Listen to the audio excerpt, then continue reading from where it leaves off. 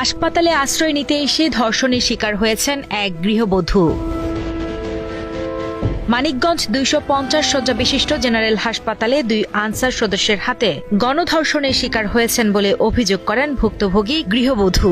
আমার নারায়ণগঞ্জ থেকে আসছিলাম, তো আমার হাজবেন্ডের গাড়ির চার্জ শেষ হয়ে গেছে, এর জন্য এখানে নিরাপদ জায়গা বলে হসপিটালের সামনে দাঁড়াইছিল। পরে এখানে দুটো সিকিউরিটি গার্ড ছিল, তো ওনারা আমাদের ওইখানে নিয়ে গেছে। ওইখানে নেওয়ার পরে বলতেছে যে তোমরা মিথ্যা কথা বলতেছ। পরে বলতেছে দুজনে দু জায়গায় নিয়ে কথা শুনবো, যদি মিলে তাহলে আমরা সাইডে দিব, না হলে পুলিশে দিব।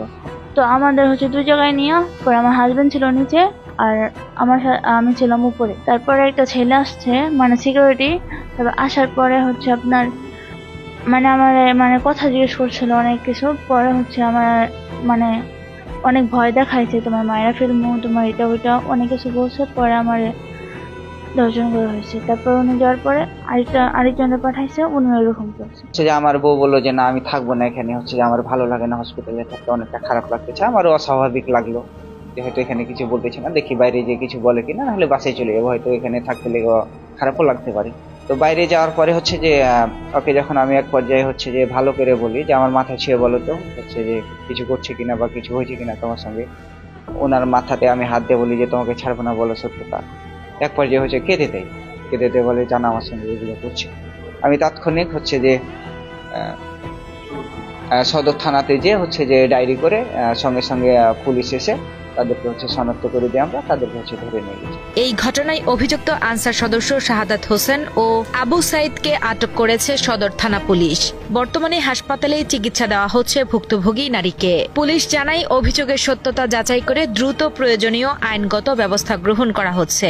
হাসপাতালের ভিতরে ডিউটি ডাক্তার থাকে বা নিরাপত্তা রক্ষী থাকে, তো সেই হিসেবে তারা হাসপাতালের ভিতরে ঢোকে। তখন হাসপাতালের ভিতরে গেটের ভিতরে 2 জন অঙ্গীভূত আনসার সদস্য তাদেরকে থামায়, নামটা জিজ্ঞেস করে এবং বলে যে আপনাদের বক্তব্য তো সন্দেহজনক হচ্ছে, আমরা আপনাদের জিজ্ঞাসাবাদ করবো।